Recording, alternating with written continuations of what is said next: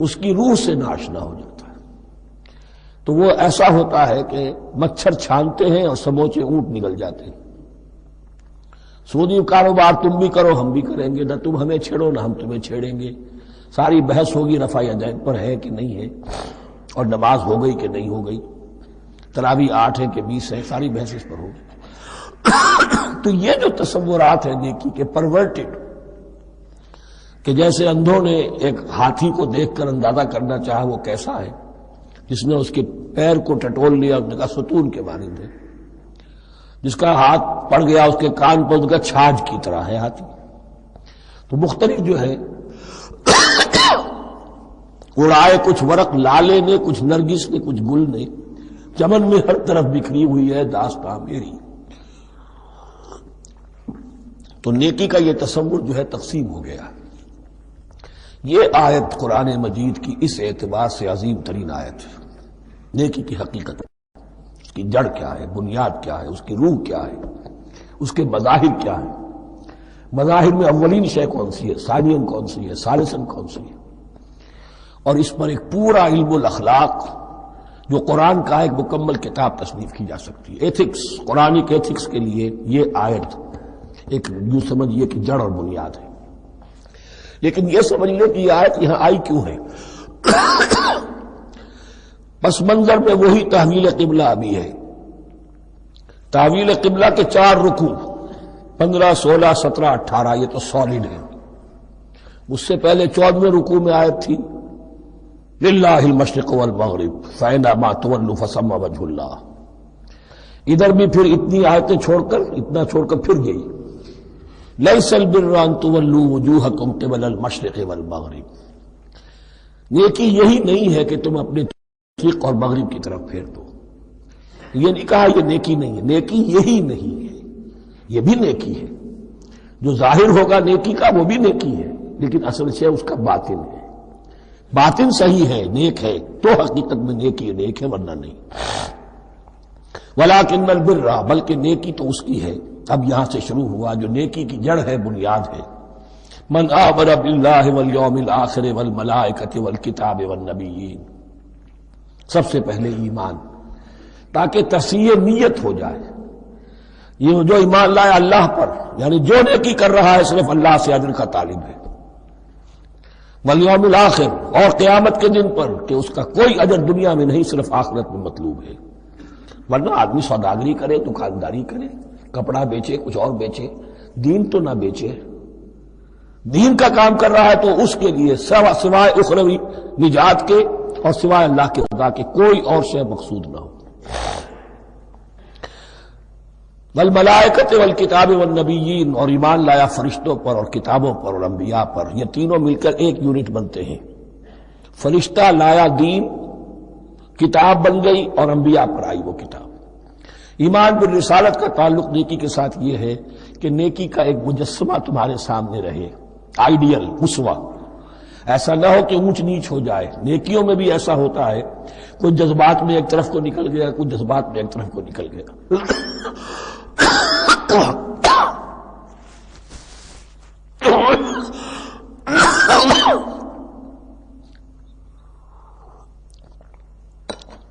اس گمراہی سے بچنے کی ایک ہی شکل ہے کہ ایک مجسمہ مکمل، ایک اسوہ کاملہ سامنے ہو جس میں معتدل ہو تمام چیزیں. اور وہ ہمارے لیے اسوہ کاملہ محمد رسول اللہ کی شخصیت ہے. نیکی کے ظاہر کے لیے ہم انہیں معیار سمجھیں گے. جو شے جتنی ان کی سیرت میں ہے اس سے زیادہ نہ ہو، اس سے کم نہ ہو. کوشش یہ ہو، آئیڈیل یہ ہو کہ بالکل انسان حضور صلی اللہ علیہ وسلم کے اسوہ کاملہ کی پیروی کرے. ولیکن البر من آمن باللہ والیوم الآخر والملائکۃ والکتاب والنبیین وآتى المال علی حبہ ذوی القربى والیتامى والمساکین وابن السبیل. اور دیا اس نے مال، یا دے وہ مال اس کی محبت کے علی الرغم، علی حبہ اللہ کی طرف نہیں ہے، علی حب المال، علی الرغم مال محبوب ہے پھر بھی وہ خرچ کر رہا ہے. ذوی القربہ قرابت داروں پر، والیتامى یتیموں پر، والمساکین محتاجوں پر، وابن السبیل مسافر پر، والسائلین اور مانگنے والوں پر، وفی الرقاب اور لوگوں کی گردنیں چھڑانے میں. گویا کہ نیکی کے مظہر میں اولین مظہر یہ ہے انسانی ہمدردی. اگر یہ نہیں ہے تو نیکی نہیں ہے. عبادات کے انبار لگے ہوں اور دل میں شقاوت ہو، انسان کو حاجت میں دیکھ کر دل نہ پسیجے، کسی کو تکلیف میں دیکھ کر تجوری کی طرف ہاتھ نہ بڑھے حالانکہ تجوری میں مال موجود ہو، تو وہ دین کی روح سے بالکل خالی ہے. یا آپ سورہ آل عمران میں پڑھیں گے لن تنالوا البر حتى تنفقوا مما تحبون، تم نیکی کے مقام کو پہنچ ہی نہیں سکتے جب تک کہ خرچ نہ کرو اس میں سے جو تمہیں پسند ہے. جس سے طبیعت گھبرا گئی، اکتا گئی، کپڑے میں جو بوسیدہ ہو گئے وہ دے دیے، حاتم طائی کی قبر کو لات مار دی، وہ نہیں. جو شے پسند ہے اگر اس میں سے نہیں دیتے تو نیکی کو پہنچ بھی نہیں سکتے، تمہیں ہوا بھی نہیں لگے گی. وَأَقَامَ الصَّلَاةَ وَآتَى الزَّكَاةَ، دیکھیے نماز اور زکوٰۃ اب آ رہے ہیں. یہ ہے حکمت دین کہ ایک ہے روح دین، وہ ہے ایمان، اور جو اس کے مظاہر ہے مظہر اول انسانی ہمدردی. نمبر دو ہے پھر نماز اور زکوٰۃ، اور یہاں زکوٰۃ کو علیحدہ ذکر کیا ہے اور اس آیت کا حضور نے حوالہ دیا ان فی المال لحق سوى الزکاۃ. دیکھو کچھ لوگوں نے سمجھا بس ہم نے زکوٰۃ نکال دی تو حق ادا ہو گیا پورا. بڑی بے وقوفی ہے. مال میں حق ہے زکوٰۃ کے سوا بھی. اور اب آپ نے یہ آیت پڑھی، دیکھو اس آیت میں کیا ہے. زکوٰۃ کا تذکرہ بعد میں ہو رہا ہے وَآتَ الْمَالَ عَلَىٰ حُبِّهِ ذَوِي الْقُرْبَىٰ وَالْيَتَامَىٰ وَالْمَسَاكِينَ وَابْنَ السَّبِيلِ وَالسَّائِلِينَ وَفِي الرِّقَابِ وَأَقَامَ الصَّلَاةَ وَآتَى الزَّكَاةَ.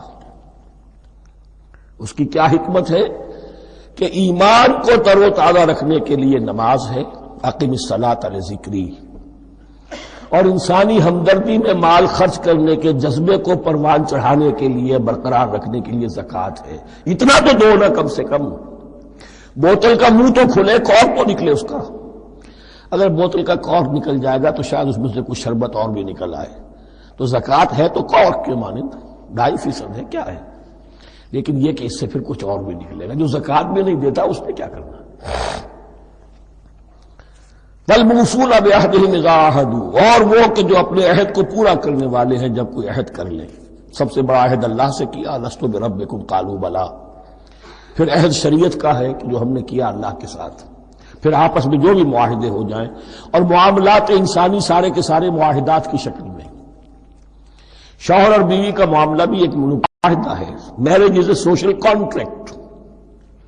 شوہر کی ذمہ داریاں ہیں، اس کے فرائض ہیں، بیوی کی ذمہ داریاں اس کے فرائض ہیں. شوہر کے حقوق ہیں، بیوی کے حقوق ہیں. پھر جو بھی امپلائر امپلائی ریلیشن شپ ہے معاہدہ ہے، کانٹریکٹ ہے.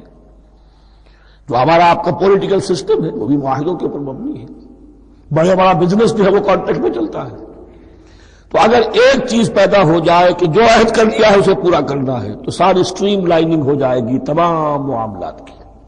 وَالْمُوفُونَ بِعَهْدِهِمْ إِذَا عَاهَدُوا وَالصَّابِرِينَ فِي الْبَأْسَاءِ وَالضَّرَّاءِ وَحِينَ الْبَأْسِ، اور خاص طور پر صبر کرنے والے فقر و فاقہ میں، جنگ کی حالت میں اور تکلیف میں. یعنی ایک نیکی ہے بدھ مت کے بھکشوؤں کی نیکی. ایک نیکی یہ ہے، یہ نیکی باطل کو چیلنج کرتی ہے. یہ نیکی خانقاہوں تک محدود نہیں ہوتی. یہ نیکی صرف انفرادی سطح تک محدود نہیں رہتی. جو نیکی اللہ چاہتا ہے کہ اب باطل کا سر کچلنے کے لیے میدان میں آؤ، اور جب باطل کا سر کچلنے کے لیے میدان میں آؤ گے تو خود بھی تکلیفیں اٹھانی پڑیں گی. صحابہ کرام کو بھی جانیں دینی پڑی ہیں. سینکڑوں صحابہ نے جام شہادت نوش کیا. تو آخری چوٹی کیا ہے؟ گویا کہ سمم بونم جس کو کہتے ہیں ایتھکس کے اندر، کہ اس نظریہ اخلاق میں سب سے اونچی منزل کون سی ہے؟ وہ سمم بونم جو ہے اسلام کا، وَالصَّابِرِينَ فِي الْبَأْسَاءِ وَالضَّرَّاءِ وَحِينَ الْبَأْسِ وَلَا تَقُولُوا لِمَنْ يُقْتَلُ فِي سَبِيلِ اللَّهِ أَمْوَاتٌ بَلْ أَحْيَاءٌ وَلَٰكِن لَا تَشْعُرُونَ. وہ آیت یاد کر لیجیے. اولئک الذین صدقوا، یہ ہیں لوگ جو سچے ہیں. دعویٰ تو نیکوکاری کا بہت سو کو ہے، یہ ہیں وہ لوگ کہ جو سچے ہیں، وَأُولَٰئِكَ هُمُ الْمُتَّقُونَ، اور یہی حقیقت میں متقی ہیں۔ تمہارے ذہنوں میں کوئی اور نقشے بیٹھے ہوئے ہیں، کوئی لباس ہے، وضاقتہ ہے، بس یہ بڑا متقی آدمی ہے۔ تقویٰ اس کا نام ہے، یعنی یہ پوری انسانی شخصیت کا ایک ہیولہ ہے، ایک پوری انسانیت کا ایک فرد کا نقشہ کھینچ دیا گیا کیریکٹر کا، جس کے اندر روح ایمان اور خارج میں اس ترتیب کے ساتھ دین کی یہ تقاضے اور نیکی کے یہ مظاہر موجود ہیں۔ اللہم ربنا اجعلنا منہم، اللہم ربنا اجعلنا منہم۔ اب اس کے بعد کچھ وہی جو معاملات انسانی ہیں اس پر اب بحث، جیسا کہ میں نے کہا تھا کہ ایک لڑی ہے شریعت کی، معاملات کی۔ یہ تو بڑے بڑے پھول جو تھے آیت الآیات اور آیت البر۔ یا ایھا الذین آمنوا کتب علیکم القصاص فی القتلی، اہل ایمان تم پر لازم کر دیا گیا ہے مقتولوں کا بدلہ لینا۔ قتلہ قتیل کی جمع بھی ہے، اور مقتول سے یہ مصدر بھی ہو سکتا ہے کہ تمہارے لیے یعنی اس معاملے میں سہل انگاری صحیح نہیں ہے۔ انسانی تمدن کی جڑ کٹتی ہے جب کسی معاشرے کے اندر انسان کا خون بہانا عام ہو جائے، تمدن جس کی جڑ کٹ جائے، تو قصاص تم پر واجب ہے۔ یا ایھا الذین آمنوا کتب علیکم القصاص فی القتلی الحر بالحر والعبد بالعبد والانثى بالانثى۔ ایک آزاد کی جگہ آزاد ہی قتل کیا جائے گا۔ آزاد نے قتل کیا ہے تو ظاہر بات ہے وہ آزاد ہی اس کی جگہ قتل ہوگا۔ یہ نہیں وہ کہے میرا غلام لے جاؤ، میرے 2 غلام لے لو، نہیں، والعبد بالعبد، اور عبد کی جگہ عبد ہی ہوگا، جس نے قتل کیا وہی قتل کیا جائے گا، والانثى بالانثى، اور اگر قتل کرنے والی عورت ہے تو وہ عورت ہی قتل ہوگی۔ اس میں چونکہ وہاں بہت سے رواج مختلف تھے، بہت سے معیار بھی مختلف تھے۔ اگر اوسی خزرجی کو قتل کر دے تو 1/3 خون بہا، 3 گنا خون بہا، اور خزرجی اوسی کو قتل کرے تو 1/3 خون بہا، یہ ان کا قانون تھا۔ اسی طرح یہ کہ آزاد میں اور غلام میں فرق تھا، لیکن ہماری شریعت میں اگرچہ یہ طویل بڑا مضمون ہے اور اس میں کافی فقہا کے اقوال ہیں مختلف، لیکن امام ابو حنیفہ رحمۃ اللہ علیہ کا قول یہی ہے کہ تمام مسلمان آپس میں کفو ہیں، برابر ہیں، لہذا یہاں کوئی فرق نہیں کیا جائے گا قتل کے مقدمات میں۔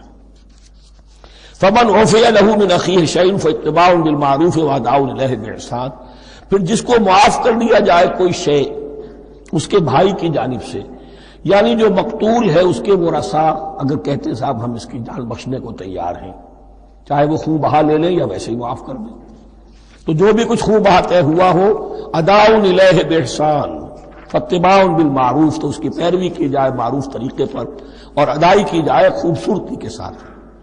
ذالک تخفیف من ربکم ورحمہ، یہ تمہارے رب کی طرف سے تخفیف ہے، آسانی کی ہے اور رحمت ہے، اور اس کی رحمت ہونا بہت واضح ہے۔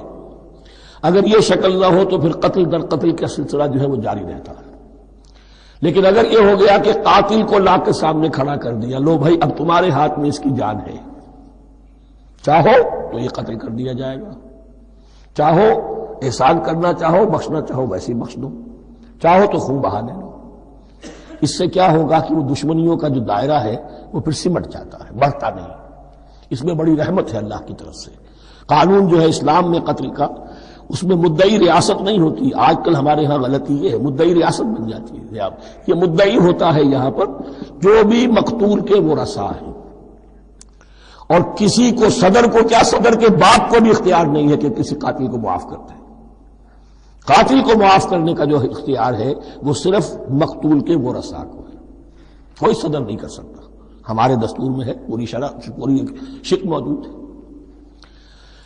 فمن اعتدی بعد ذلک فلہ عذاب علیم، جو اس کے بعد بھی حد سے تجاوز کرے گا تو اس کے لیے دردناک اور بہت بڑا عذاب ہوگا۔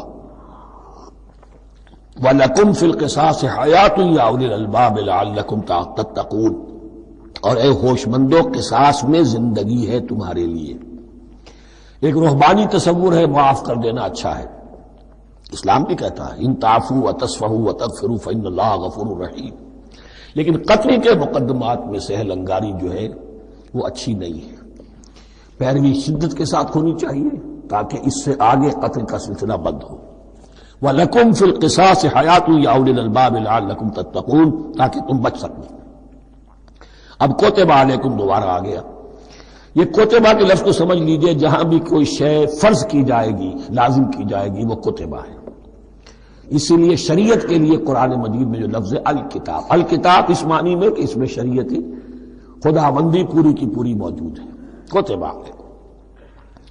کتب علیکم اذا حضر احدکم الموت ان ترک خیرا الوصیۃ للوالدین والاقربین بالمعروف، تم پر واجب کر دیا گیا، فرض کر دیا گیا جب تم میں سے کسی کی موت کا وقت آ جائے، اگر وہ کوئی خیر مال چھوڑ رہا ہو، دولت چھوڑ رہا ہو، تو اس کے لیے فرض کر دیا گیا وصیت کرنا اپنے والدین کے حق میں اور رشتہ داروں کے حق میں انصاف کے ساتھ۔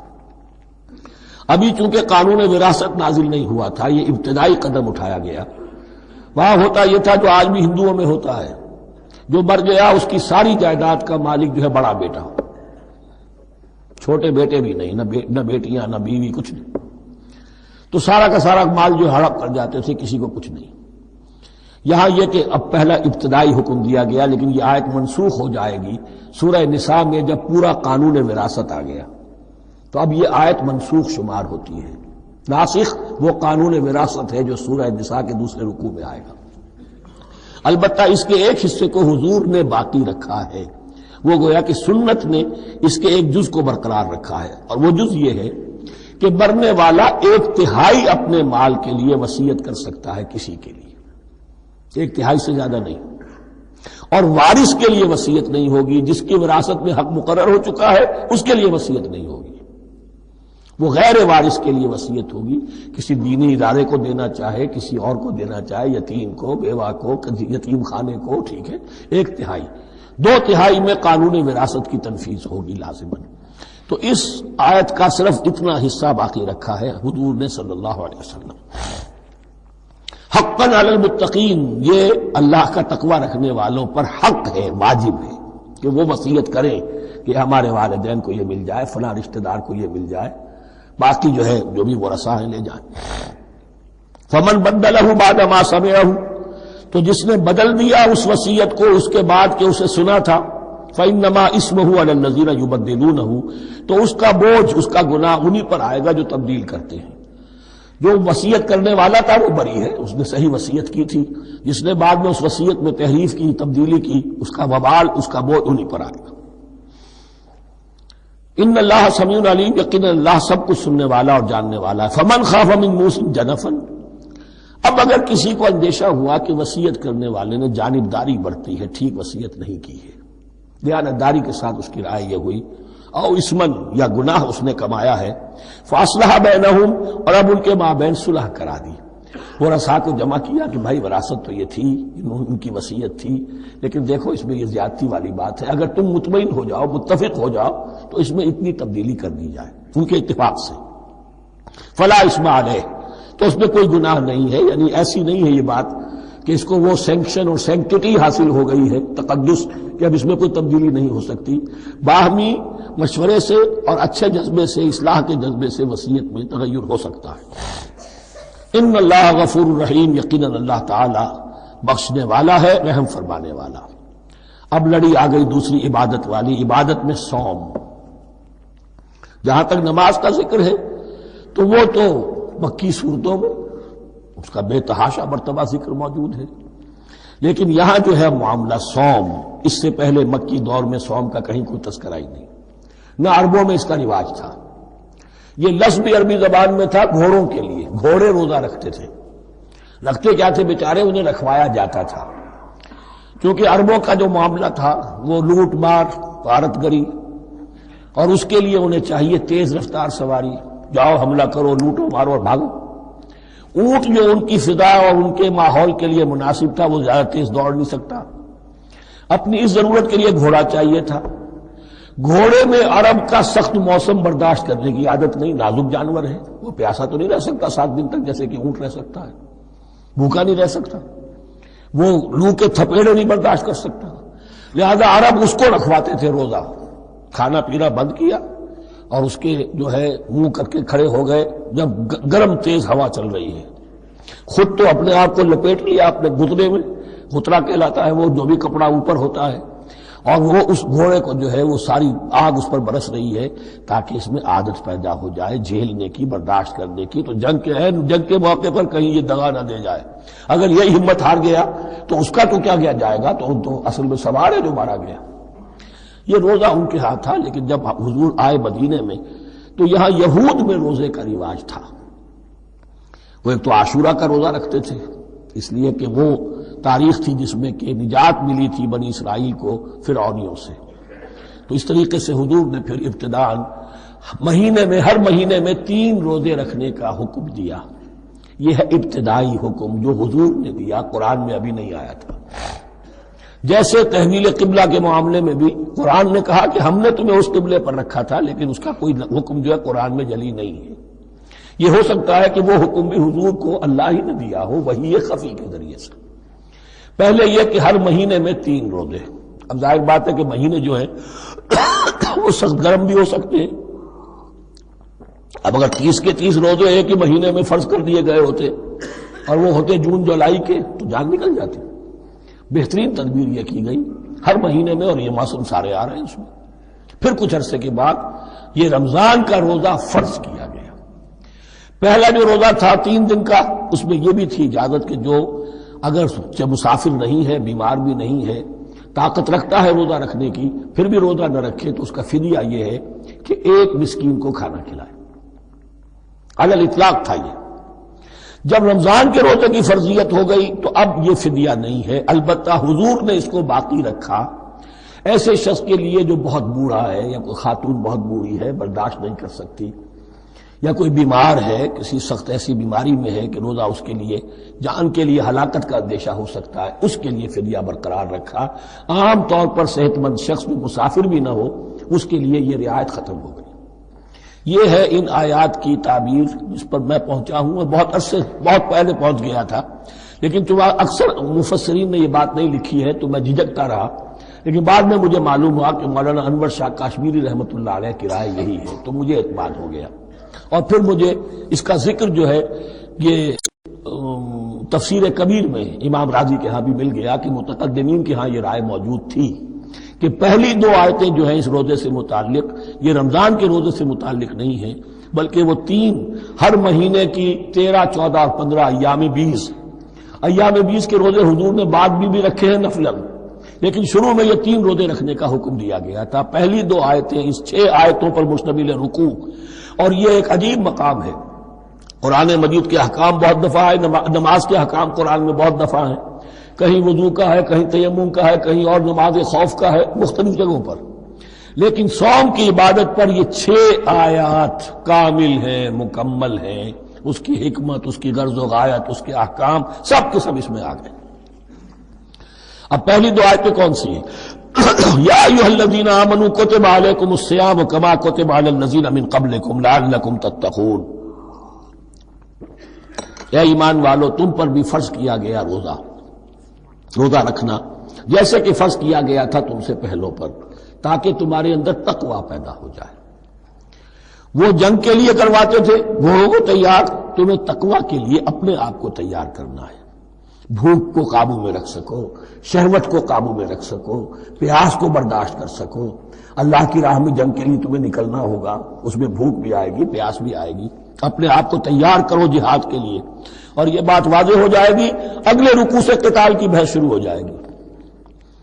روزے کی یہ گفتگو ہو رہی ہے تمہیداً قتال کے لیے، جیسے گھوڑوں کو تیار کیا جاتا تھا، صوم رکھوایا جاتا تھا قتال کے لیے۔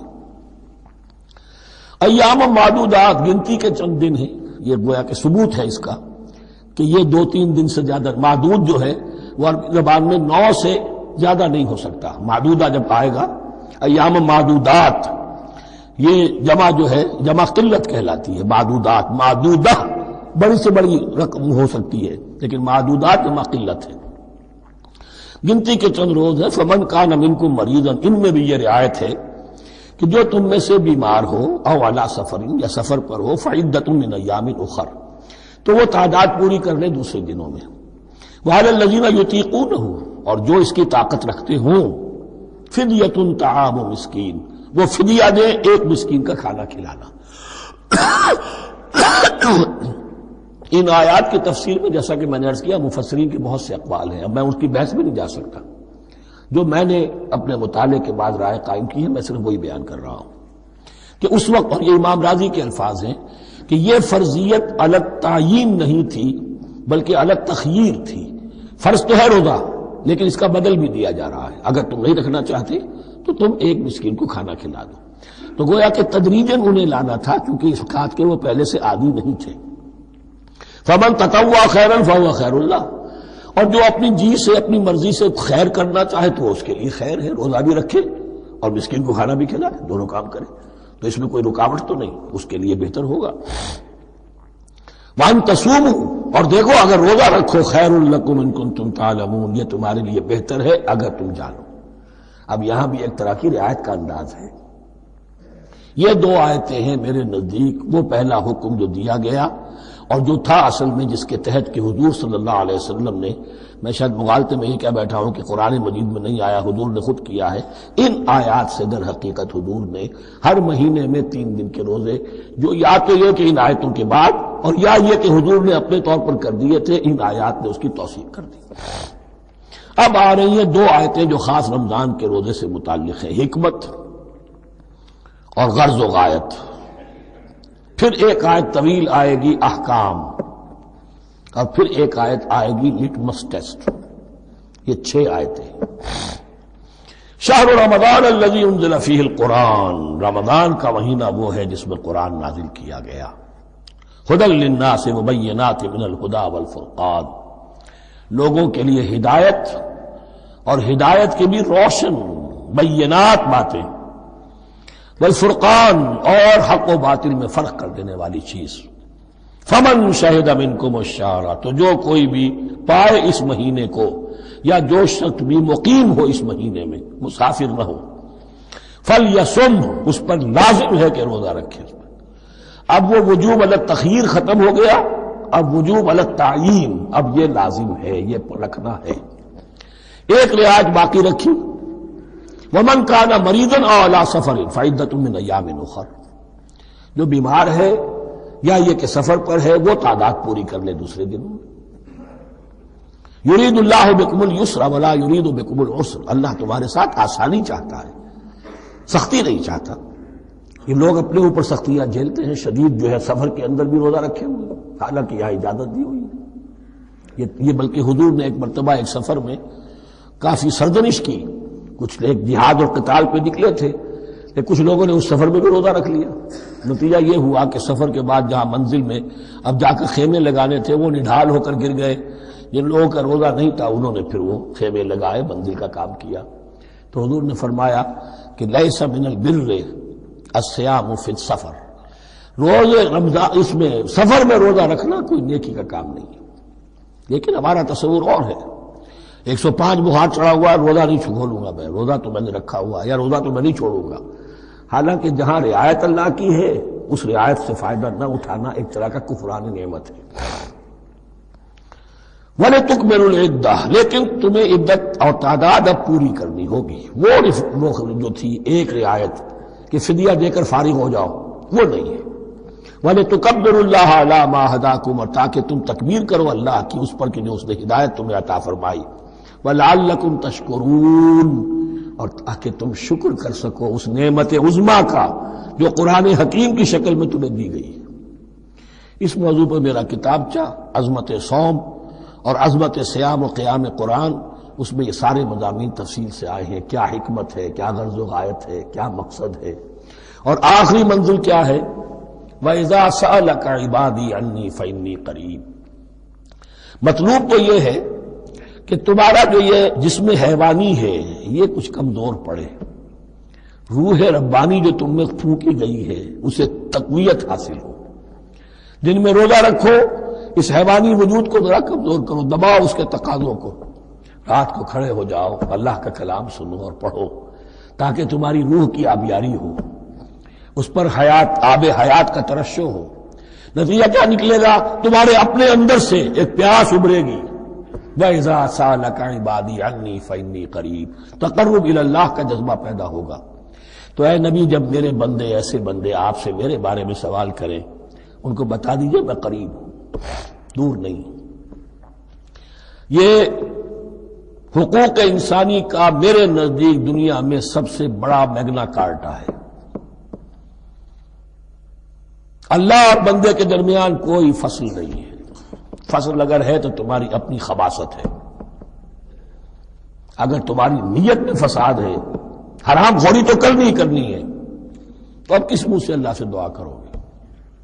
پھر جاؤ گے کسی پیر کے پاس، آپ دعا کر دیجئے، یہ نذرانہ حاضر ہے؟ یہ طریقہ کیا ہے؟ انسان کا نفس حائل ہے اور کوئی نہیں، ورنہ ہم تو مائل بے کرم ہیں، کوئی سائل ہی نہیں، راہ دکھنا ہے کسی رہنمی منزل ہی نہیں، کوئی پوپ نہیں، کوئی پنڈت نہیں، کوئی پادری نہیں، کوئی پیر نہیں، کوئی نہیں، جب چاہو اللہ سے ہم کلام ہو جاؤ۔ اس سے بڑا حق کیوں خالق و مخلوق میں حائل رہے پردے؟ پیران کلیسا کو کلیسا سے اٹھا دو، میرا ہر بندہ جب چاہے جہاں چاہے مجھ سے ہم کلام ہو جائے۔ ہاں شرط ہے اس کی، وہ شرط آگے آ رہی ہے، اجیب دعوت الداعی اذا دعان، میں تو ہر پکارنے والے کی پکار سنتا ہوں، اور سنتا نہیں جواب دیتا ہوں، اور صرف جواب نہیں دیتا قبول کرتا ہوں۔ اجابت میں یہ تینوں چیزیں موجود ہیں۔ اور اذا دعان، جہاں مجھے پکارے جب پکارے، دیر اینڈ دین میں موجود ہوں، لیکن شرط کیا ہے؟ فَلْيَسْتَجِيبُوا لِي، انہیں بھی تو میرا کہنا ماننا چاہیے، یہ یک طرفہ بات نہیں ہوگی۔ فَاذْكُرُونِي أَذْكُرْكُمْ، تم مجھے یاد رکھو گے تو میں تمہیں یاد رکھوں گا، یہ دو طرفہ معاملہ ہے۔ تم شکر کرو گے میں تمہاری قدردانی کروں گا، تم میری طرف چل کر آؤ گے میں بھاگ کر آؤں گا، تم بارش برآؤ گے میں ہاتھ بڑھاؤں گا، لیکن تم رخ موڑ لو گے ہم بھی رخ موڑ لیں گے۔ ہماری تو غرض نہیں ہے، غرض ہے تو تمہاری ہے۔ تم رجوع کرو گے ہم بھی رجوع کر لیں گے، تم توبہ کرو گے ہم اپنی نظر کرم پھر تمہاری طرف متوجہ کر دیں گے۔ لیکن ہر چیز ان تنصر اللہ ینصرکم، اللہ کی مدد کرو گے تو اللہ تمہاری مدد کرے گا۔ تمہاری دوستیاں ہو، پینگے بڑھا رہے ہو اللہ کے دشمنوں کے ساتھ، ساز باز ہو اللہ کے دشمنوں کے ساتھ، اور کھڑے ہو جاؤ قنوت نازلہ میں اللہ سے مدد مانگنے کے لیے، تم سے بڑا بے وقوف کون ہوگا؟ پہلے اللہ کی طرف رخ تو کرو، اللہ سے اپنا معاملہ درست کرو۔ ہاں اس میں کوئی یہ شرط نہیں ہے کہ پہلے ولی کامل اس وقت توبہ کرو خلوص نیت سے اور سارے پردے ہٹ جائیں گے، لیکن خلوص نیت کے ساتھ توبہ۔ وَإِذَا سَأَلَكَ عِبَادِي عَنِّي فَإِنِّي قَرِيبٌ أُجِيبُ دَعْوَةَ الدَّاعِ إِذَا دَعَانِ فَلْيَسْتَجِيبُوا لِي وَلْيُؤْمِنُوا بِي لَعَلَّهُمْ يَرْشُدُونَ أُحِلَّ لَكُمْ لَيْلَةَ الصِّيَامِ إِذْ تَفَضُّلُوا إِلَىٰ نِسَائِكُمْ۔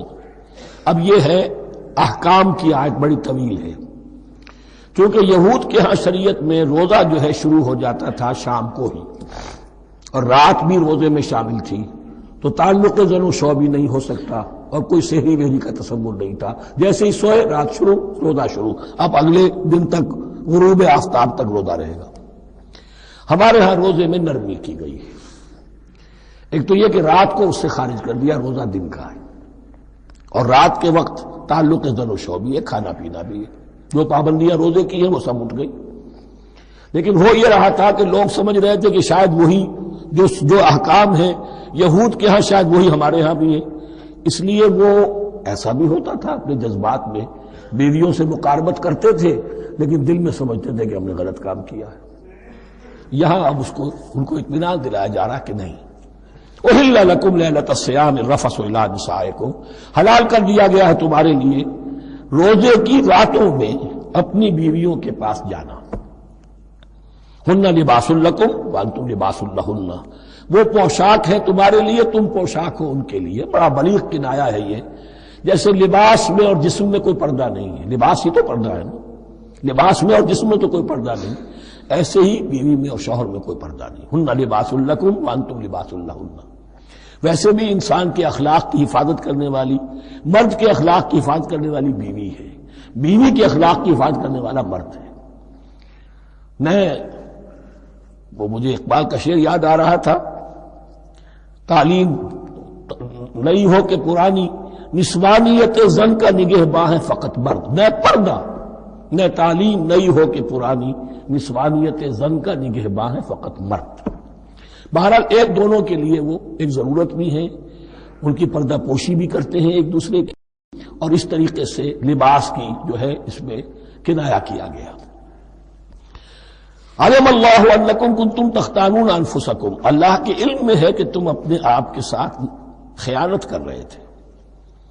ایک کام کر رہے تھے جو گناہ نہیں ہے لیکن تم سمجھتے تھے گناہ ہے، تو اپنے آپ سے خیانت ہو گئی کہ نہیں؟ اصلاً وہ گناہ نہیں تھا لیکن تمہارے علم میں نہیں تھا، لیکن تم یہ سمجھتے ہوئے بھی کہ یہ ممنوع ہے اس کا ارتکاب کر رہے تھے۔ علم اللہ انکم کنتم تختارون انفسکم فتاب علیکم، تو اللہ نے تم پر نظر رحمت فرمائی، وعفا عنکم، اور بخش دیا، معاف کر دیا، جو بھی خطائیں ہو گئی ہیں وہ سب کی سب معاف سمجھو۔ فالآن باشروہن، اب ان کے ساتھ جو بھی تعلق ضرور شے ہے وہ قائم کرو، وابتغوا ما کتب اللہ لکم، اور تلاش کرو، حاصل کرو جو کچھ اللہ نے تمہارے لیے لکھ دیا ہے۔ کیا لکھ دیا؟ ایک تو اولاد تعلق ضرور شو میں، اور ایک سکون ہے کہ جو اللہ تعالیٰ نے اس میں رکھا ہے، لِتَسْكُنُوا إِلَيْهَا، قرآن مجید میں یہ الفاظ آئے، ایک تسکین ہے، سکون ہے، اعصاب کا تناؤ جو ہے وہ اس کے بعد جو ہے اس کے اندر ایک سکون کی کیفیت پیدا ہو جاتی ہے۔ اور یہی اس میں حکمت ہے کہ حضور اپنے ہر سفر میں ہم ایک زوجہ محترمہ کو ضرور ساتھ رکھتے تھے، اس لیے کہ قائد کو، سپہ سالار کو کسی وقت بڑی ایسی یعنی پریشان کن صورتحال میں فیصلے کرنے پڑتے ہیں، جذبات پر دباؤ ہوتا ہے اور اعصاب پر دباؤ ہوتا ہے، تو ساتھ اگر کوئی اہلیہ بھی موجود ہو تو اس میں، اور اس کے بہترین مواقع سیرت میں آئے ہیں، وہ پھر کسی وقت میں بیان کروں گا۔ وابتغوا ما كتب الله لكم وكلوا واشربوا حتى يتبين لكم الخيط الابيض من الخيط الاسود من الفجر، اور کھاؤ اور پیو یہاں تک کہ واضح ہو جائے تمہارے لیے سفید دھاری فجر کی سیاہ دھاری سے، یعنی یہ پاؤ پھٹنے کے لیے استعارہ ہے کہ جب سفیدہ نمایاں ہوتا ہے ایک لکیر کی طرح، پاؤ پھٹ گئی، اس وقت تک کھانے پینے کی چھوٹ ہے، سحری جو ہے آپ کر سکتے ہیں، بلکہ کلو واشربو، کھاؤ اور پیو، اور اس کی حدیث میں تاکید آئی ہے، اور یہ بھی فرمایا ہمارے اور یہود کے روزے کے مابین سحری جو ہے وہ فرق ہے، تسحروا فإن فی السحور برکہ، سحری ضرور کیا کرو اس لیے کہ سحری میں برکت ہے۔ ثم اتموا الصیام الی اللیل، پھر رات تک روزے کو پورا کرو۔ اب رات تک میں اکثر فقہا کے نزدیک غروب آفتاب مراد ہے، اہل تشیع اس سے ذرا آگے جاتے ہیں کہ رات کا لفظ آیا ہے تو ذرا اور غروب آفتاب پر چند منٹ گزر جائے، لیکن ہمارے اہل سنت کے ہاں غروب آفتاب جو ہے وہی گویا کہ یہ اس کی غایت ہے۔ وَلَا تُبَاشِرُوهُنَّ وَأَنْتُمْ عَاكِفُونَ فِي الْمَسَاجِدِ، لیکن یہ رعایت جو تمہیں دی جا رہی ہے اس میں ایک استثناء ہے، جب تم معتکف ہو مسجدوں میں تو پھر اپنی بیویوں سے کوئی تعلق قائم نہ کرو۔ وَلَا تُبَاشِرُوهُنَّ، مت ان سے مباشرت کرو، وَأَنْتُمْ عَاكِفُونَ فِي الْمَسَاجِدِ، جبکہ تم مسجدوں میں اعتکاف میں ہو، آخری عشرے میں جو اعتکاف ہوتا ہے۔ تِلْكَ حُدُودُ اللَّهِ فَلَا تَقْرَبُوهَا، یہ اللہ کی حدود ہے، ان کے قریب مت جاؤ۔ بعض جگہ پر آتا ہے فَلَا تَعْتَدُوهَا، ان حدود کو عبور نہ کرو، ان سے تجاوز نہ کرو۔ تو حرام تو یہی شے ہوگی کہ حدود سے تجاوز کیا جائے، لیکن احتیاط اس میں ہے to keep at a safe distance, ذرا دور رہو، آخری حد تک چلے جاؤ گے تو اندیشہ ہے کہ کہیں اس حد کو کراس نہ کر جاؤ۔ فلا تقربوها، اللہ کے حدود سے ذرا ایک سیف ڈسٹینس کے اوپر رہنا ضروری ہے۔ کذالک یبین اللہ آیاتہ للناس، اسی طرح اللہ تعالیٰ واضح کرتا ہے اپنی نشانیاں لوگوں کے لیے، لعلہم یتقون، تاکہ وہ تقوی کی روش اختیار کر سکے، بچ سکے۔ اب وہ لٹمس ٹیسٹ والی آیت آ گئی، تقوی کا ٹیسٹ کیا ہے؟ روزہ اس لیے فرض کیا کہ تقوی پیدا ہو جائے، یہ سارے احکام تمہیں دیے جا رہے ہیں تاکہ تمہیں تقوی پیدا ہو جائے، ٹیسٹ کیا ہے؟ تقوی کا لٹمس ٹیسٹ عقل حلال، یہ نہیں ہے کوئی نیکی نہیں۔ وَلَا تَأْكُلُوا أَمْوَالَكُمْ بَيْنَكُمْ بِالْبَاطِلِ، اپنے مال آپس میں باطل طریقوں سے ہڑپ نہ کرو۔ وَتُدْلُوا بِهَا إِلَى الْحُكَّامِ، اور اپنے مال کو ذریعہ نہ بناؤ حکام تک پہنچنے کا، لِتَأْكُلُوا فَرِيقًا مِنْ أَمْوَالِ النَّاسِ بِالْإِثْمِ، تاکہ تم لوگوں کے مال کو ہڑپ کر سکو گناہ کے ساتھ، وَأَنْتُمْ تَعْلَمُونَ، اور تم اس کو جانتے بوجھتے کر رہے ہو۔ جو شخص اس معیار سے تو اس سے باز آ گیا وہ ہے متقی، یہ لسٹ میں ٹیسٹ ہے، ورنہ نمازوں کی تعداد، روزوں کی تعداد اور حرام کھانا تو تقویٰ نہیں۔ یہ میں حیران ہوتا ہوں کہ اب اس پر کبھی غور نہیں کیا ہے لوگوں نے کہ یہ آیت کہاں سے آ گئی درمیان میں. روزے کے احکام اور اس کے بعد قتال کے احکام بھی شروع ہوں گے، حج کے احکام شروع ہوں گے، یہ بیچ میں آیت. واقعہ یہ ہے کہ جیسے روزے کی حکمت کا نقطہ عروج کیا ہے، وَإِذَا سَأَلَكَ عِبَادِي عَنِّي فَإِنِّي قَرِيبٌ، روح انسانی میں ایک طلب پیدا ہو جائے تقرب اللہ کی.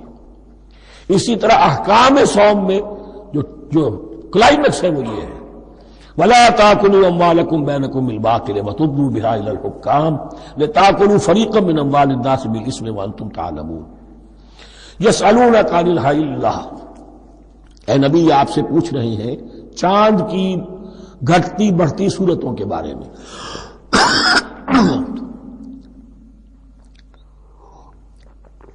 قُلْ هِيَ مَوَاقِيتُ لِلنَّاسِ وَالْحَجِّ، کہہ دیجئے یہ لوگوں کے لیے ایک اوقات کا تعین ہے، کیلنڈر ہے، اور حج کے لیے. اب دیکھو آپ کو معلوم ہے کہ یہ اللہ تعالیٰ نے ایک کیلنڈر لٹکا دیا ہے. معلوم ہو گیا یہ چاند پہلی تاریخ ہو گئی. کچھ دنوں کے بعد آپ نے دیکھا معلوم ہوتا ہے کہ اب ایک ہفتہ گزر گیا ہے، آدھا چاند ہو گیا ہے. 2 ہفتے ہو گئے، پورا چاند ہو گیا ہے. تم نے گھٹنا شروع کیا. تو یہ گویا کہ لوگوں کے لیے اوقات کار کی تعین کے لیے، اور خاص طور پر سب سے اہم شے حج. اور یہ نوٹ کیجئے صوم کے بعد حج، اور حج کے ساتھ قتال. حج وہ عبادت ہے جو ایک خاص جگہ پر ہو سکتی ہے. نماز ہر جگہ ہو سکتی ہے، روزہ ہر جگہ ہو سکتا ہے، عبادت اور ہر جگہ ہو سکتی ہے، اور زکوٰۃ ہر جگہ دی جا سکتی. حج تو وہی ہوگا. اور وہ تھا اس وقت زیر تسلط مشرکین کے، اور مشرکین کے تسلط سے نکالنے کے لیے قتال لازم تھا. اس قتال کے لیے صبر پہلے پیدا ہونا ضروری ہے. جو گھوڑوں کو روزہ رکھواتے تھے پہلے خود روزہ رکھو. یہ ترتیب ہے، ربط ہے. صوم کے احکام فوراً حج اور قتال کے احکام.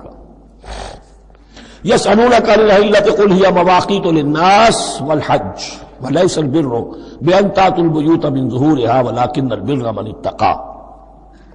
اور یہ کوئی نیکی نہیں ہے کہ تم گھروں میں ان کی پشت پر سے داخل ہو، بلکہ نیکی تو اس کی ہے جس میں تقوی ہے. یہ اصل میں ان کے ہاں ایک رواج تھا، کیونکہ حج تو ہو رہا تھا ایام جاہلیت میں بھی. اس کے مناسک کی بگڑی ہوئی شکلیں بھی موجود تھیں، کچھ ترمیمیں انہوں نے کر دی تھی. یہ حج تو تھا ان کا. وہ یہ کرتے تھے جب گھر سے مکے سے نکل گئے احرام باندھ کر، اب اگر کسی ضرورت سے گھر واپس جانا پڑ گیا تو سمجھتے تھے کہ احرام باندھ کر نکل آئے ہیں، اب دروازے سے تو نہیں جا سکتے، گھسیں گے کہیں پیچھے سے کہیں اوپر سے پھاند کر دیوار آئیں گے، اور اسے سمجھتے تھے بڑا تقویٰ ہے. فرمایا یہ کوئی نیکی کی بات نہیں، یہ سرے سے نیکی نہیں. وَلَيْسَ الْبِرُّ، یہ ہرگز نیکی نہیں ہے، أَن تَأْتُوا الْبُيُوتَ مِن ظُهُورِهَا، کہ تم ان کے تم گھروں میں داخل ہو ان کے پچھواڑے سے. وَلَكِنَّ الْبِرَّ مَنِ اتَّقَىٰ. اب یہاں اس پوری آیت کو ذہن میں رکھ لیجئے. آیت البر کے آخر میں لفظ تھا وَأُولَٰئِكَ هُمُ الْمُتَّقُونَ وَلَكِنَّ الْبِرَّ مَنِ اتَّقَىٰ. گویا کہ وہ پورا تصور جو ہے یہاں پر جو آیا بر میں آ چکا ہے، اس کو اس لفظ کے حوالے سے اس پورے تصور کو پھر آپ کے ذہن میں تازہ کر دیا. وَأْتُوا الْبُيُوتَ مِنْ أَبْوَابِهَا، گھروں میں داخل ہو ان کے دروازوں سے. وَاتَّقُوا اللَّهَ لَعَلَّكُمْ تُفْلِحُونَ، اور اللہ کا تقوی اختیار کرو تاکہ تم فلاح پاؤ. وَقَاتِلُوا فِي سَبِيلِ اللَّهِ الَّذِينَ يُقَاتِلُونَكُمْ. لیجیے قتال آ گیا. اب یہ تیسری کڑی آ گئی نا. ایک لڑی عبادات کی، ایک لڑی معاملات کی، ایک لڑی انفاق کی، ایک لڑی قتال کی. یہ چوتھی کڑی ہے. وَقَاتِلُوا فِي سَبِيلِ اللَّهِ الَّذِينَ يُقَاتِلُونَ، اللہ قتال کرو اللہ کی راہ میں ان سے جو تم سے قتال کر رہے ہیں. وَلَا تَعْتَدُوا، لیکن حد سے تجاوز نہ کرو. ان اللہ لا يحب المعتدین، اللہ تعالی حد سے تجاوز کرنے والوں کو پسند نہیں کرتا. وَاقْتُلُوهُمْ حَيْثُ ثَقِفْتُمُوهُمْ، انہیں قتل کرو جہاں بھی پاؤ. وَأَخْرِجُوهُمْ مِنْ حَيْثُ أَخْرَجُوكُمْ، اور نکالو انہیں وہاں سے جہاں سے انہوں نے تمہیں نکالا ہے. مہاجرین کہاں سے نکالے گئے تھے؟ مکے سے. محمد الرسول اللہ پر وہاں پر حیات تنگ کر دی گئی تھی، قافیہ تنگ کر دیا گیا تھا، تبھی تو آپ نے ہجرت کی. نکالو انہیں وہاں سے جہاں سے انہوں نے تمہیں نکالا ہے. والفتنة اشد من القتل، اور یہ خیال نہ رہے کہ قتل اور خون ریزی جو ہے تو بری بات ہے، فتنہ اس سے بھی زیادہ بری بات ہے. فتنہ کیا ہے؟ ایسے حالات جن میں کہ انسان اللہ خدائے واحد کی بندگی نہ کر سکے. اسے غلط کاموں پر مجبور کیا جائے، حرام خوری پر مجبور ہو گیا ہو، یہ سارے حالات فتنہ ہیں۔ تو قتل اور خونریزی اتنی بری شے نہیں ہے جتنی فتنہ، والفتنة اشد من القتل۔ ولا تقاتلوهم عند المسجد الحرام حتى يقاتلوكم فيه، ہاں مسجد حرام وہ چونکہ اسے تو امن کی جگہ بنا دیا گیا ہے، ان سے جنگ مت کرو مسجد حرام کے پاس جو بھی حرم کا علاقہ ہے، حتیٰ یقاتلوکم، یہاں تک کہ وہ خود تم سے قتال کریں اس میں، فإن قاتلوکم، پھر اگر وہ تم سے قتال کرتے ہیں، جنگ کرتے ہیں، فاقتلوہم، تو قتل کرو انہیں، کذالک جزاء الکافرین، یہی بدلہ ہے کافروں کا۔ فإن انتہوا، پھر اگر وہ باز آ جائیں، فلا عدوان الا علی الظالمین، تو کوئی زیادتی جائز نہیں ہے مگر ظالموں پر۔ الشہر الحرام بالشہر الحرام، شہر حرام کا بدلہ ہے شہر حرام، یعنی اگر انہوں نے اشہر حرم کی بے حرمتی کی ہے تو اس کے بدلے میں یہ نہیں ہوگا کہ ہم تو ہاتھ باندھ کے کھڑے رہیں کیونکہ تو اشہر حرم ہے۔ ایک ہے حرم زمین، ایک ہے اشہر حرم، 4 مہینے، 3 حج کے لیے ان کے ہاں تھے اور 1 عمرے کے لیے۔ یہ 4 مہینے تھے کہ ان کے دوران ان کے ہاں یہ طے تھا کوئی خونریزی، کوئی جنگ نہیں ہوگی، اپنے باپ کے قاتل کو بھی پالیں گے تو اس میں قتل نہیں کریں گے۔ تو ایک مقام ہے حرم، اس میں جنگ حرام، اور ایک وہ مہینے ہیں ان میں جنگ حرام۔ لیکن اگر کفر اقدام کرے تو اب یہ نہیں کہ ہاتھ پاؤں باندھ کے اپنے آپ کو پیش کر دیا جائے، نہیں، پھر جوابی کارروائی میں اگر تمہیں بھی اس کی بے حرمتی کرنی پڑے تو اس کا وبال بھی ان پر ہوگا۔ جی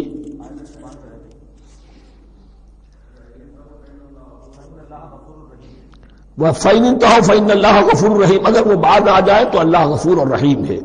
وَقَاتِلُوهُمْ، بہت اہم آیت رہ گئی، حَتَّى لَا تَكُونَ فِتْنَةٌ وَيَكُونَ الدِّينُ لِلَّهِ۔ اب جب یہ جنگ کا مرحلہ شروع ہو گیا ہے دعوت محمدی کے سلسلے میں صلی اللہ علیہ وسلم، تو مسلمانوں جان لو، ایک دور تھا 12-13 برس تک تمہیں حکم تھا کفو ایدیکم، مارے کھاؤ ہاتھ نہ اٹھاؤ۔ اب یہ نیا دور ہے، آ گیا ہے، تمہاری دعوت و تحریک جو ہے وہ نئے دور میں داخل ہو گئی ہے۔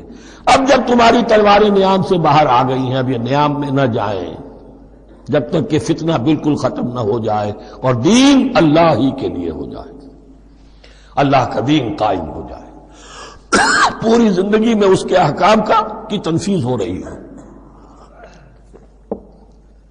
یہ آیت دوبارہ آئے گی اور زیادہ نکھری ہوئی شان کے ساتھ سورہ انفال میں، وَقَاتِلُوهُمْ حَتَّى لَا تَكُونَ فِتْنَةٌ وَيَكُونَ الدِّينُ كُلُّهُ لِلَّهِ، دین کل کا کل، جز نہیں، دین کی بالادستی پوری انسانی زندگی پر، انفرادی بھی اجتماعی بھی، اور اجتماعی کے بھی سارے پہلو، politico socio economic system, totally وہ اللہ کے احکام کے تابع ہو۔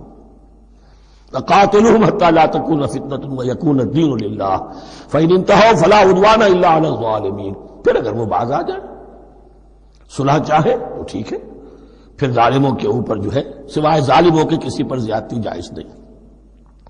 الشہر الحرام بالشہر الحرام، حرمت والا مہینہ بدلہ ہے حرمت والے مہینے کا، والحرمات قصاص، اور حرمات کے اندر بھی بدلہ ہے۔ فَمَنِ اعْتَدَىٰ عَلَيْكُمْ فَاعْتَدُوا عَلَيْهِ بِمِثْلِ مَا اعْتَدَىٰ عَلَيْكُمْ، تو جو کوئی بھی تم پر زیادتی کرتا ہے، دست درازی کرتا ہے، تو تم بھی اس کے خلاف کارروائی کرو، اقدام کرو جیسے کہ اس نے تم پر زیادتی کی۔ وَاتَّقُوا اللَّهَ، اور اللہ کا تقوی اختیار کرو، وَاعْلَمُوا أَنَّ اللَّهَ مَعَ الْمُتَّقِينَ، اور یہ جان لو کہ اللہ ساتھ ہے متقیوں کے، یعنی اللہ کی تائید، نصرت، اس کی مدد آئے گی اہل تقوی کی۔ اب دیکھیے وہ تیسری کڑی یہاں بہت چھوٹی سی آئی ہے، قتال کی ذرا زیادہ بڑی کڑی آ گئی ہے اور یہ چھوٹی سی کڑی آ رہی ہے۔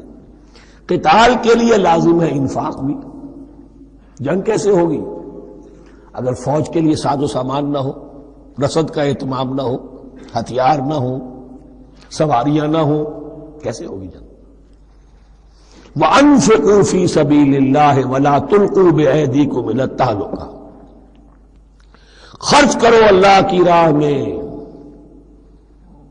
اور مت ڈالو اپنے آپ کو اپنے ہاتھوں ہلاکت میں، یعنی اللہ کا دین اس وقت اسے احتیاج ہے وہ پیسہ چاہتا ہے.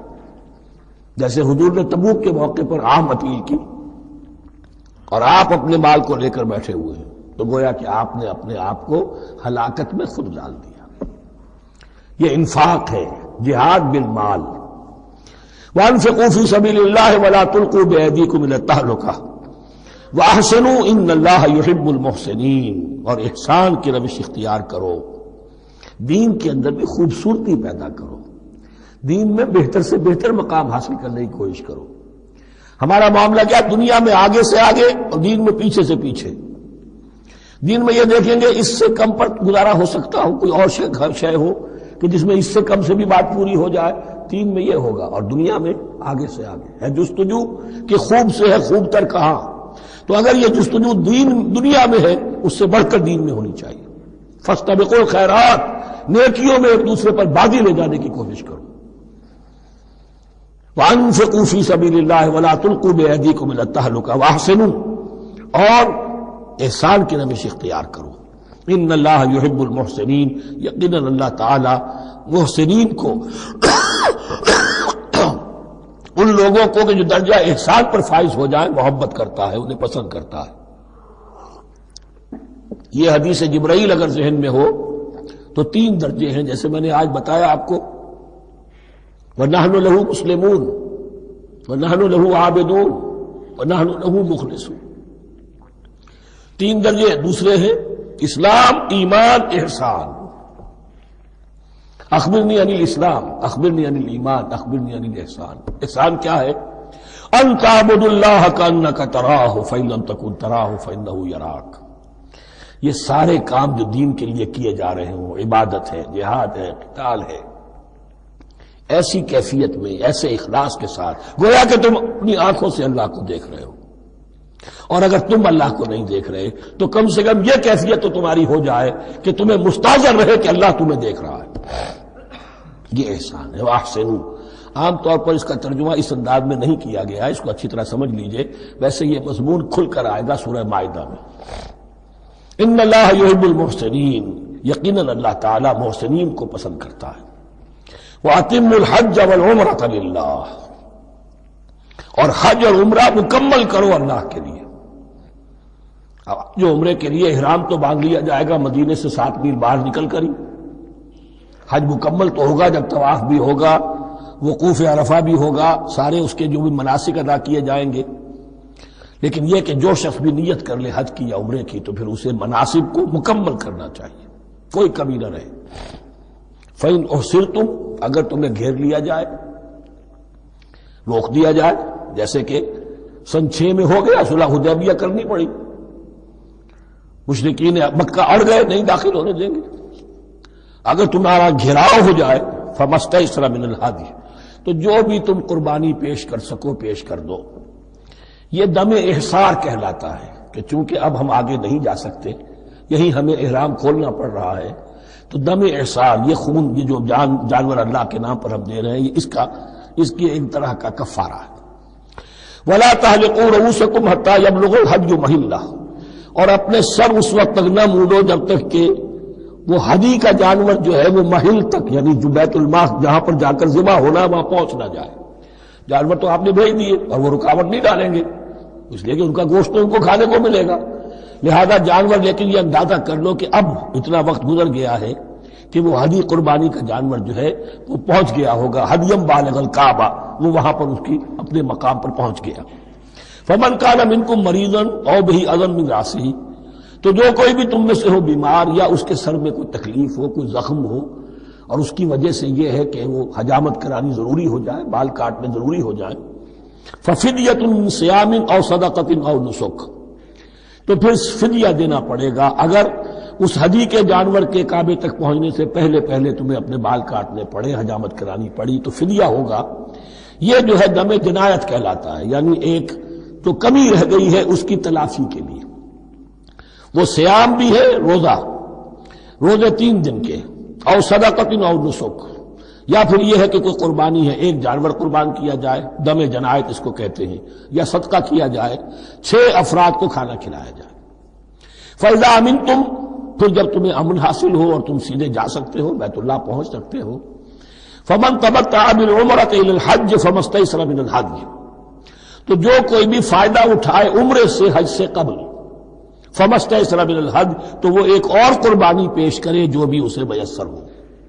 اب یہ سمجھ لیجئے کہ حضور کی بعثت سے پہلے عرب میں رواج یہ تھا کہ ایک سفر میں حج بھی کرنا عمرہ بھی کرنا ان کے نزدیک حرام تھا، یہ توہین تھی کعبے کی۔ حج کے لیے 3 مہینے، شوال، ذوالقعدہ، ذوالحج، اور رجب کا مہینہ ان کے ہاں طے تھا عمرے کے لیے۔ عمرے کے لیے علیحدہ سفر کرو، اس کے لیے علیحدہ سفر کرو۔ لیکن شریعت محمدی میں جو آسانیاں کی گئی ہیں وہ یہ ہیں کہ ایک شخص، چونکہ اس ملت کو پھیلنا تھا بہت طویل علاقے پر، لوگوں کے لیے سفر آسان تو نہیں تھا، تو آپ ایسا کر سکتے ہیں کہ آپ جائیں اور عمرہ بھی کر لیں، حج بھی کر لیں۔ ایک شکل یہ ہے کہ عمرہ کیا، احرام کھول دیا، اور پھر حج کا وقت آیا 8ویں ذی الحج کو، تو پھر احرام باندھا، وہ حج کا احرام ہو گیا۔ اسے کہتے ہیں تمتع۔ ایک یہ ہے کہ حج کے لیے احرام باندھا تھا، جاتے ہی عمرہ بھی کر لیا لیکن احرام کھولا نہیں، اسی احرام میں جاری رکھ کر اسے، اور اسی میں حج بھی کر لیا۔ یہ قران کہلاتا ہے، جمع کر دیا ایک ہی احرام میں عمرے کو بھی اور حج کو بھی۔ ایک افراد کہلاتا ہے، بس ایک کے لیے صرف حج کا معاملہ شروع سے۔ تو یہاں تمتع کی جو ہمیں اجازت دی گئی ہے اس کے لیے، جسے دم شکر کہتے ہیں حضرت امام ابو حنیفہ، یہ شکرانہ ہے کہ ہم ایک قربانی دیں۔ لیکن امام شافعی کے نزدیک یہ بھی دم جنایت ہے، یہ بھی جبر ہے۔ چنانچہ امام ابو حنیفہ کے نزدیک یہ قربانی جو دی جاتی ہے اس کا گوشت قربانی دینے والا بھی کھا سکتا ہے 1/3 کے درجے میں، لیکن امام شافعی کے نزدیک نہیں، یہ ایک صدقے کے اور اس کے دم جنایت کے قریب کی شے ہے، اس کا گوشت جو ہے قربانی دینے والا خود نہیں کھا سکتا۔ فمن لم یجد، اب اگر کسی کے پاس نہیں ہے یہ ہدیہ پیش کرنے کو، فصیام 3 ایام فی الحج، تو اب اس پر لازم ہے کہ حج میں 3 روزے رکھے، 7ویں، 8ویں اور 9ویں ذی الحج کو روزہ رکھے غیر ایام حج میں۔ 10ویں کا روزہ نہیں ہو سکتا، وہ عید کا دن ہے، یوم النحر ہے۔ وسبعۃ اذا رجعتم، اور 7 روزے رکھو جبکہ تم واپس چلے جاؤ اپنے گھروں میں جا کر 7 روزے رکھو۔ تلک عشرۃ کاملہ، یہ 10 روزے ہوں گے مکمل۔ ذالک لمن لم یکن اہلہ حاضر المسجد الحرام، لیکن یہ رعایت کہ حج اور عمرہ ایک ہی سفر میں کر لیا جائے اور ایک ہی احرام میں کر لیا جائے یا 2 احراموں میں کیا جائے، یا یہ کہ ان دونوں کو جمع کرنے کی شکل جو ہے، یہ ایک رعایت ہے کن کے لیے؟ ذالک لمن لم یکن اہلہ حاضر المسجد الحرام، جس کے اہل و عیال مسجد حرام کے قریب نہیں رہتے، دور سے آ رہے ہیں، تو ظاہر بات ہے کہ ان کے لیے رعایت ہوگی۔ واتقوا اللہ، اللہ کا تقوی اختیار کرو، وعلموا، اور جان لو، ان اللہ شدید العقاب، یقیناً اللہ تعالی سزا دینے میں بھی بہت سخت ہے۔ بارک اللہ لی ولکم فی القرآن العظیم ونفعنی وإیاکم بالآیات والذکر الحکیم۔